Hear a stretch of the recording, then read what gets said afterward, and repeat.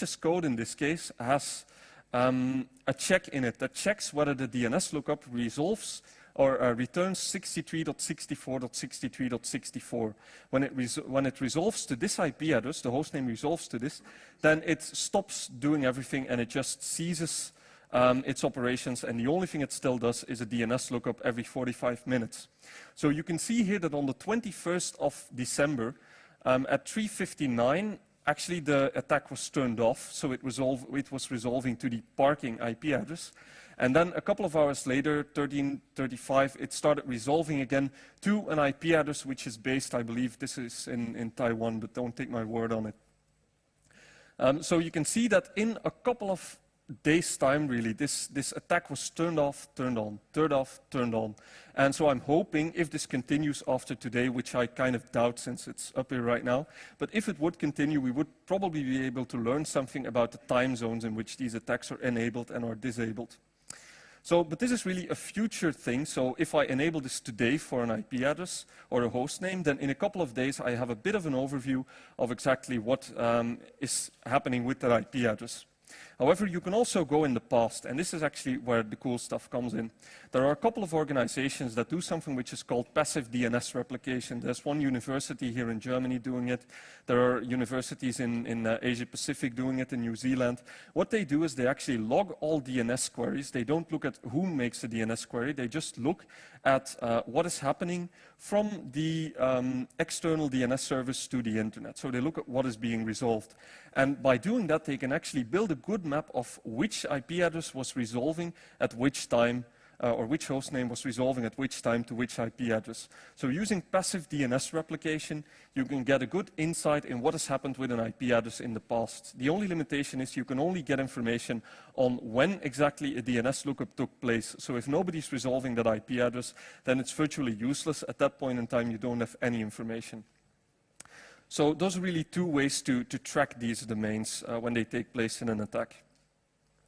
Now, this screensaver object, this was sent through somewhere in 2005 or early 2006 maybe. Now, when I ran this through VirusTotal, which is a tool on the internet where you can just send a file and it then runs 32 antivirus scanners over it, I got this result. So you can see that less than 50% of all the virus scanners were actually detecting something, and most of them actually had a generic signature for the Bifrost family of Trojans.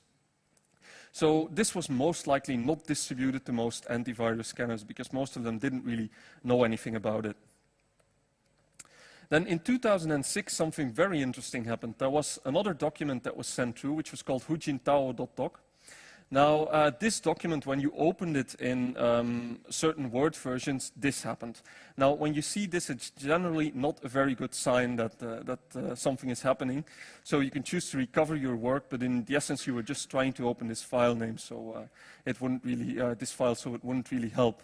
But what was happening in the background when this actually was shown on the screen? At the same time, this document actually exploited a vulnerability in Microsoft Word, MS-05035, which allows arbitrary code execution on the machine. And at the same time, it connects to a server that was based in the US at the time. And what was interesting about this was that the code was distributed in April of 2006. And after more than 1 year, in 2007, that host was still active and was listening on the port that was used for the command and control server. So this was really interesting. Now, using some connections and people, I finally got this host shut down, and there was actually a forensic investigation done on this machine. And what turned out, there was actually just a port forwarder running on it. So that port was being forwarded to another machine. In this case, it was based on ChinaNet, but probably, once again, another compromised machine. Now, the Trojan that was actually used in this, sorry? ChinaNet is mainland China, so it's really the Chinese main ISP. In Taiwan, you have a couple of other ISPs as well, but in China, it's mainly ChinaNet. Now, the Trojan that was used in this case was called W32/Ryler.J, which gave the remote host access to this compromised system. It gave the ability to drop new files on the system, create new files, and search the file system for strings, which can always be interesting. The Ryler family, should be noted, was also listed in the NICC bulletin that was published in 2005, which was kind of interesting. Now, I had a look at the backdoor, and this was actually what it was causing on the network. So what you see in gray here is actually what was returned by the control server. What you see in black was what the compromised machine was sending to the control server. Now, what was very interesting, I kind of was interested because this machine was based in the US. And I saw that it logged something 0508_log.txt, and I started wondering, 0508, what can this mean? And then suddenly it jumped to me. It's August. It's actually the 5th of August. That's interesting, isn't it? 0508 on the 5th of August. So what I started doing, I started running this connection a couple of times to this remote server at different points of time. So I ran it in Eastern time, US Eastern time, where the machine was located, and nothing really happened. So the date just stayed the same. And then I started running it in a Chinese time zone. And I noticed that the date actually switched on a Chinese time zone. So the remote machine was actually, I thought its time zone was set to China, but then afterwards it turned out that it was actually just a port forwarder sending data to China. So the remote server was actually based in China. But it was interesting because they were trying to hide away behind a US machine, while in fact that didn't really have anything much to do with it. The rest, what you can see here from the connection, doesn't really mean anything. The wake was just to keep the backdoor alive, and no real commands were submitted. I had it running for a couple of days, nothing really happened, turned it off. Now, I did do a little bit of reverse engineering on the backdoor, and I found some interesting commands in it. So this is the full command set of the Ryler variant that was used in this specific attack. And there were a couple of interesting commands like moon and disk. They gave access to certain files on the file system. Dead, when the remote side sent dead, then the backdoor just killed itself. It remained active, so on a reboot it would have been reactivated. But at that point in time it was killed. And then like actually gave the remote host a remote command 32 shell, so he actually gained access over the network straight onto the local file system, running on the username of the person that actually opened the Word document, which, if you think about it, if you're looking for information like email, really is sufficient. Now, hujintao.doc was, as I said, submitted or received somewhere in 2006. And when I ran this through VirusTotal in 2007, then this was actually the result. 9 antivirus scanners out of 32 identified the Word file as being malicious. And when I then extracted the embedded binary, it turned out that 15 of them detected the embedded executable. Now, most of them actually detected it because the binary was packed, and they just flagged everything packed as potentially malicious. So that shows that the Word file was probably never really submitted to any of these antivirus vendors. Now, just for clarity, I do have to add one little thing. VirusTotal does file-based scanning. So that means if you have an antivirus that does, for example, intrusion prevention using table hooking and API hooking, for example, it would probably have caught this, but file-based scanning definitely didn't. Then in April 2007, something else quite interesting happened. This email was received, or actually an email was received that contained an HTML attachment. So it didn't contain a Word document, just an HTML. And that HTML, when you open it, looked like this. So it was a petition to urge the Chinese regime to respect human rights in the true Olympic spirit. What was interesting was that this was actually a real-life petition. It exists. It was also distributed in a very benign email. But this one actually contained something else. Because if you looked at the code that was included in the HTML file, you saw some things that you would think are a bit out of the ordinary. So actually that much out of the ordinary that if I was an antivirus company, I would probably write a signature to trigger on everything that says evil object, because to be honest, evil object doesn't really sound very nice. But in essence, the email didn't really have much of a problem except for this. The message was sent from Taiwan, but was actually routed through an Australian mail service. Now, if you look a little bit further into this file, then you can see that it actually contains some interesting code. And if you decode that code, it was really just hexadecimal, then you gain this. So it actually tries to download an executable from a remote site. And that executable turned out to be a Protox backdoor application. Quite funny. Antivirus detection doesn't look very good. I think that evil object signature would actually be a good idea. But as you can see, nobody really triggered on it, and as such, most people also don't consider an HTML attachment as very suspicious. We're all used to drive-by exploits in the browser. We're used to going to websites and then having our antivirus pop up and saying, okay, this contains a JavaScript exploit for AutoDB, for example, or some other Internet Explorer problem. But in this case, it was attached to an email, which is actually fairly uncommon. There aren't that many viruses that distribute as an HTML attachment to an email. Then in 2007, a lot of fun things happened, a lot of attacks. In May, there was a Word exploit, and it went on and on and on. Now, what was interesting about these Word exploits was that they were actually a little bit more complicated. So they actually started containing executables that were packed using PEArmor or FSG, which are two very common packers for files to actually make them more difficult to scan and reverse engineer. FSG is relatively easy to unpack, PEArmor is quite difficult.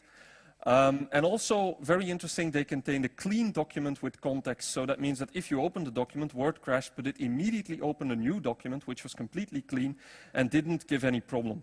At the same time, there were also some existing memes, as they're commonly called, that were starting to be reused within the community. So with a meme, I mean, on a lot of forums, you have these documents being pasted with all these funny pictures, for example, often very specific to that community. And they actually started to be reused, but then with added malicious code. Funny thing was that the new files actually contained a space at the end. So most likely the guy creating the documents had the original document on the same folder on his disk and just edited it and used a new file name. Now, it didn't only affect Word. There were also some exploits for WinRAR. And this is interesting because Word and Office generally auto-update. When you have Office, it informs you that there's an update and it installs the update.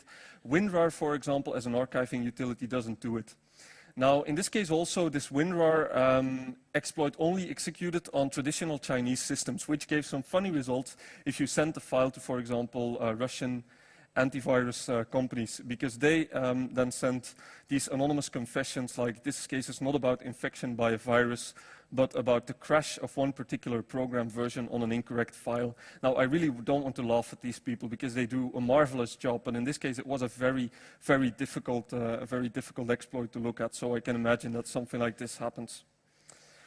And then in 2007, the attacks just continue, a malicious PowerPoint, malicious RAR, malicious PowerPoint, and then just 5 Word exploits in 1 week, each connecting to different host names that then resolve to the same IP address. Also in September, another JavaScript dropper connecting to the same machine as the one from April. In October, there was actually a zero-day exploit that was used. This was the MS07060, which is fairly recent. And the exploit was actually distributed 6 hours before the patch was released.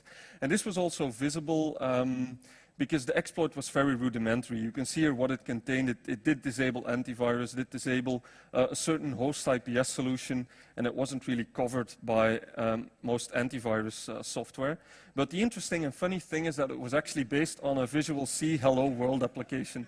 So my guess is, but I can't really collaborate this, is that they got their hands on the exploit a couple of hours before the patch would be released.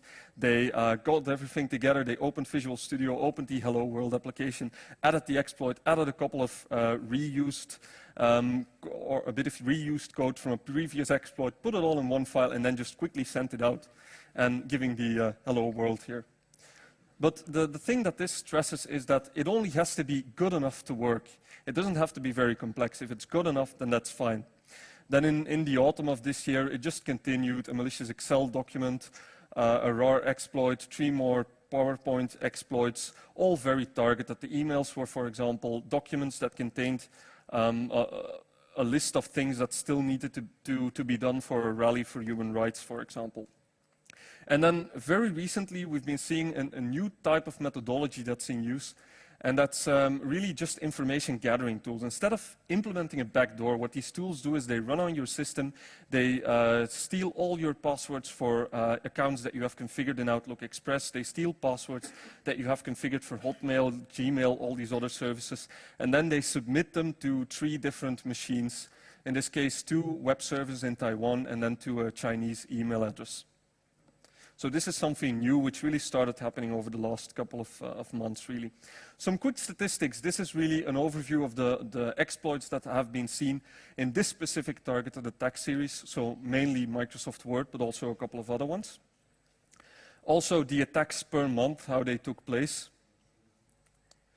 Then the one thing that is very difficult with these types of attacks is actually to identify the threat agents. So with threat agents, I mean the